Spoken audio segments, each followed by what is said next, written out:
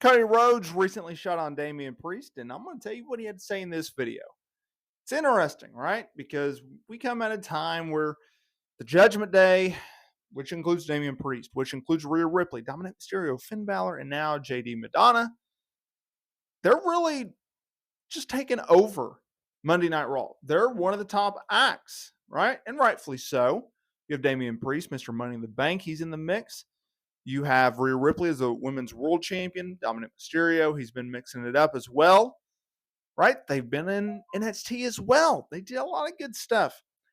And as of late, including at Survivor Series, you had Cody Rhodes and Damian Priest mix it up. Heck, at Crown Jewel 2023 in Saudi Arabia, they went one-on-one in a singles match. Now, I will say this, y'all. I was critical of the booking decision. I did not think Cody Rhodes should have went over Damian Priest in that match. And I'll tell you why. Because in the opening contest of this match, or this event rather, you had Seth Rollins retain the World Heavyweight title over Drew McIntyre in the opener. Following the match, you had Damian Priest come out and tease cashing in Money in the Bank, a briefcase that he's held multiple months, a briefcase that he really should be cashing in here soon.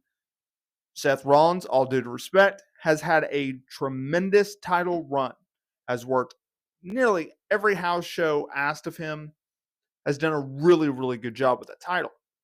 But I think it's time for Damian Priest to have that title.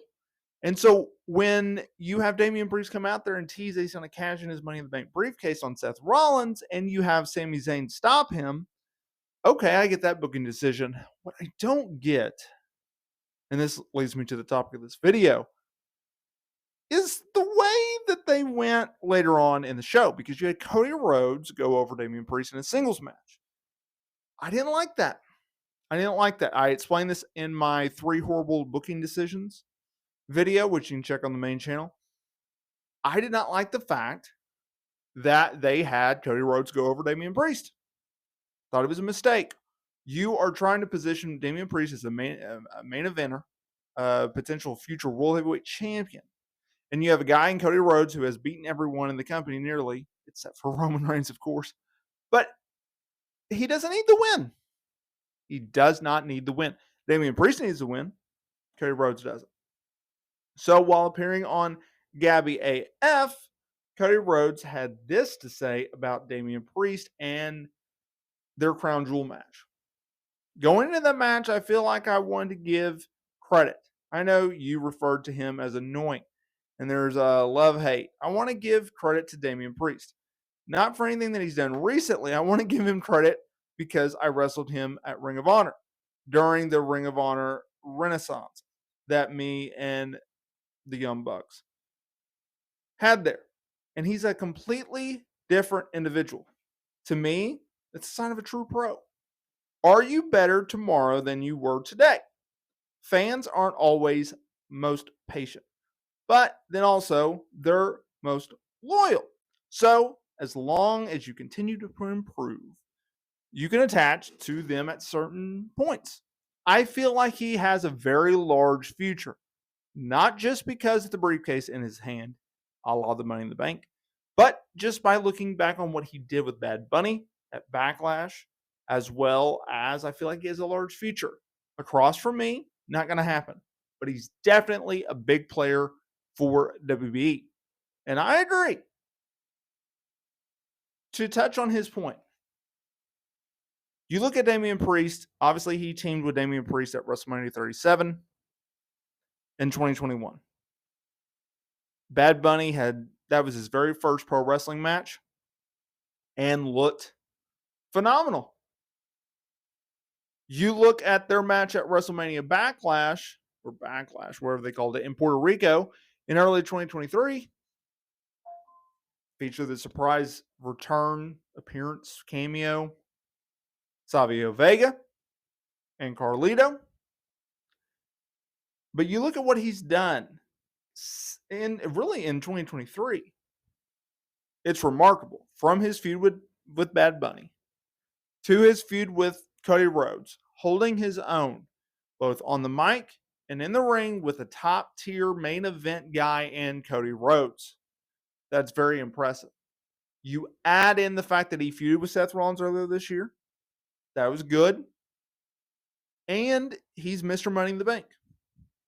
Everything that WB does with Damian Priest this year has worked. That's very difficult to say for most people. Most people can't say that. Most of WB's plans for most people, it's hit and miss. But when you have a string, a la like Cody Rhodes or a Roman Reigns or an LA Knight, that every single thing you book for a certain period of time just hits, just smacks, that's impressive.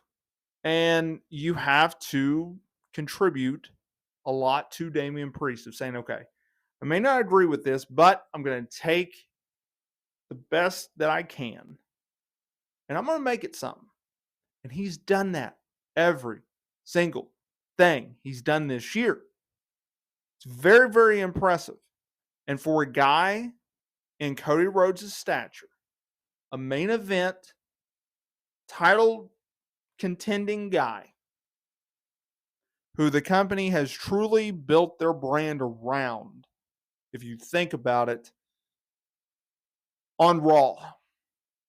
I know Seth Rollins is a top champion, but for the most part, Raw is built around Cody Rhodes. That's impressive. A guy like Cody Rhodes who has, aside from being world champion, done it all in WB, to take notice and see the hard work that someone like Damian Priest has put in, very, very impressive. And I think you got to give it up to him.